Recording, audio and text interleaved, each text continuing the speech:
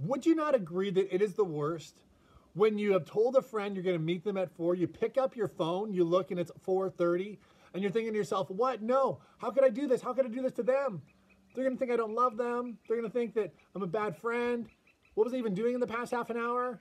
Why didn't I set an alarm? You just kind of spiral out of control because you just feel so bad. It is such an awful feeling when you forget. Have you ever forgot someone's birthday? Ooh, that feels horrible. Or what about when you like come to class and teacher's like, okay, close your books. Quiz today, test today. And you're thinking to yourself, what? What test? What quiz? And all your friends are like, Chet, like he told us yesterday, like we need to study. And I'm like, I didn't study. What am I going to do now? Your like gut just like sinks. Or maybe at the beginning of the semester, your teacher's like, here's everything you're going to have to do.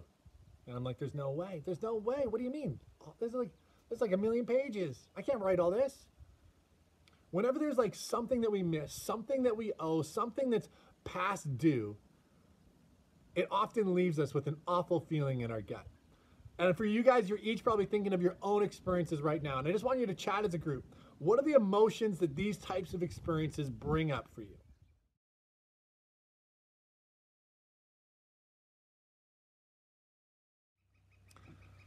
Well, I'm not sure what words came up for you, but some of the ones that came up for me were like shame, fear, anxiety, stress, a sense of failure, a sense of defeat. I think what they highlight is that whenever there is something that is missed or something that is missing, something that is owed, there's this overall, this lack of peace. That's kind of a way that we can summarize all of those emotions is just, we can summarize them as a lacking of peace. And what I just want to tell you guys is that you, in fact, are designed for peace. Those emotions feel gross because they're not natural. They're not what we're designed for. God designed us for peace, or as our Bibles put it, shalom. That's the word that God uses in the Old Testament, shalom. And shalom is not just, calmness or stillness. It is a complete wholeness, a complete sense of wellness. It is something only possible with God and because of him. He is peace. And when there is these fractures in relationship, whether it's with him, whether it's with others, or with ourselves, there's a lack of peace. And each of that shows up in our lives, right? Say you have a fight with your friend or with your parent or with your sibling. If it doesn't get resolved, the peace isn't there, right? There's this awkwardness, there's this tension that resides. There's no peace between you and others. That lack of peace with ourselves often is the result of like things that we're hiding. Secrets, not good secrets, but the things that we're hiding from others. Things that maybe aren't even harmful to others, but they're harmful to us, and we know it. And we're hiding it. We're keeping it. We're not sharing it. We're not bringing others into the struggle. That can result in a weightiness and a burden, a lack of peace with ourselves. Or we can have a lack of peace with God, right? If we know what he's called us to, if he knows what we're asking and we're just resisting him, pushing him away, there's often a lack of peace in our lives. It's difficult to find rest. And so I'm wondering for each of you right now, what is the peace that you're finding hardest to find? Is it a peace with others right now? Are things hard at home? Is it a peace within yourself? Are there things that you're currently hiding from others? Or is it a peace with God, where you're just finding it difficult to rest in him?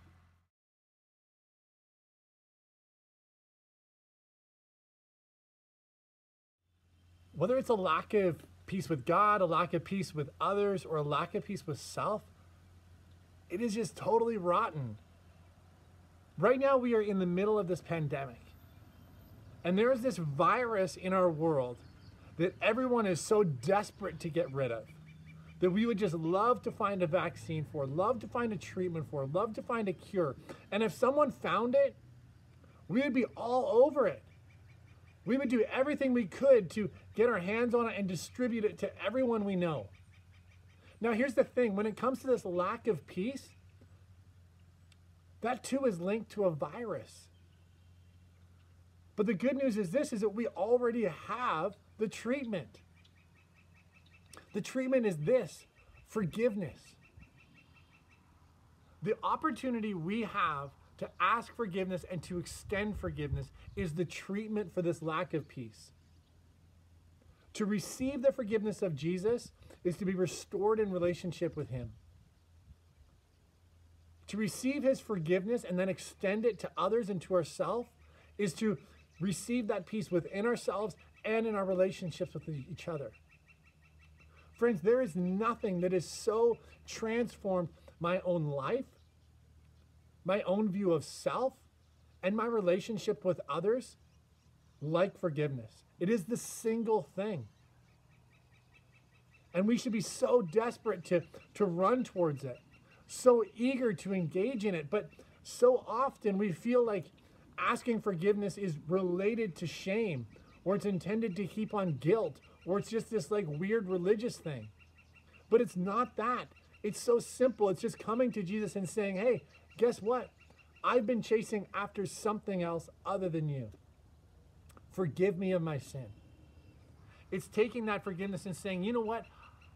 I know I've messed up, and I know others messed up. I know the grace that I've been given, and so I'm going to give that grace as well to others. We ask forgiveness from others. We extend forgiveness to others. We experience peace in our lives and peace in our relationships. I love how Colossians 1 puts it. I think it ties things together really well for us. It says this: "For God was pleased to have all his fullness dwell in him, and through him to reconcile to himself all things, whether things on earth or things in heaven, by making peace through his blood." For God was pleased to have his fullness dwell in Jesus.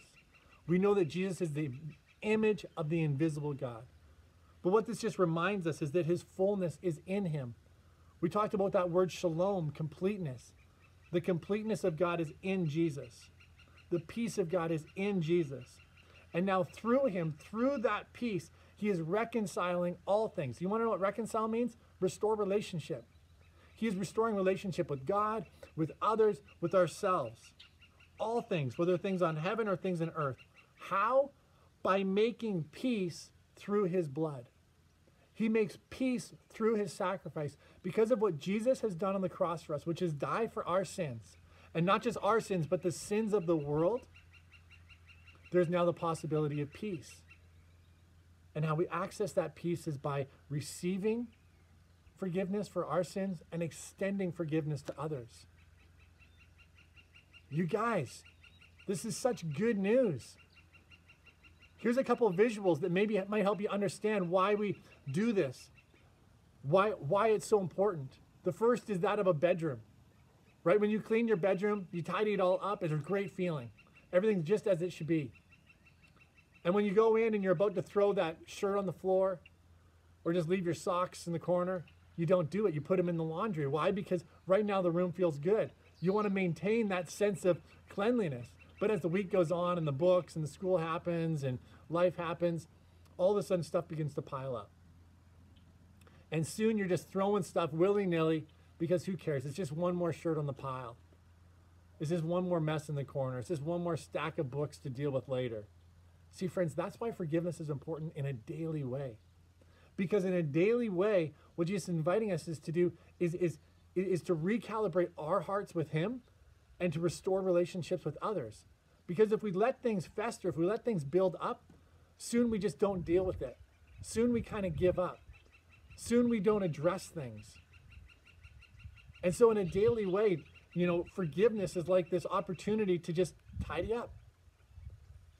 We come to Jesus, we say, hey, Jesus, I've chased after something else again.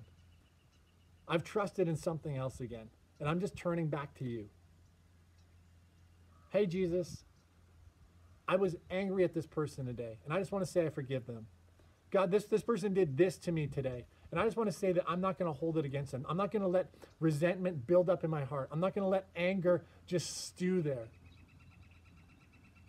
And so we forgive others. Another illustration to maybe consider is that forgiveness is like this MMA move that can't be countered and can't be stopped. Satan thinks that if he can get us to be broken in our relationship with God, to push him away, he thinks that if he can get us to hate ourselves, he thinks if he can get us to become bitter and resentful towards others, that he wins. He thinks he has us. And in a single move, Jesus says, forgiveness. Pull out the forgiveness move, because there's nothing he can do. Because Jesus has already defeated Satan on the cross. He's already overcome. He's already made peace by his blood. And so we just come to Jesus and we say, okay, Jesus, forgive me for this. Doesn't matter what you've done. Boom, Jesus takes care of it. Jesus, I hate that I did this. Boom, Jesus takes care of it. He forgives us. In our relationships with others, he brings healing and hope and restoration. Not possible through anything but his blood. And so I'm not sure what illustration will stick, which one will resonate with you.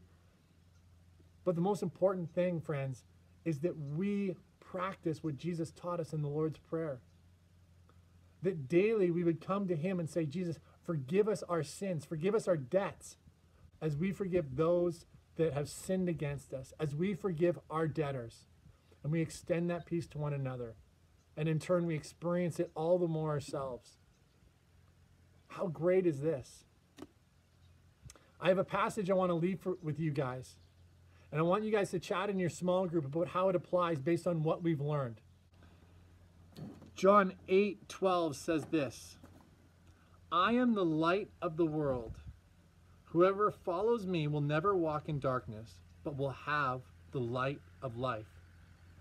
With what we've learned about peace, with what we've learned about forgiveness, how does this apply? What does this teach us? How does this build confidence in our daily practice of coming to him, asking for forgiveness, and extending forgiveness to one another?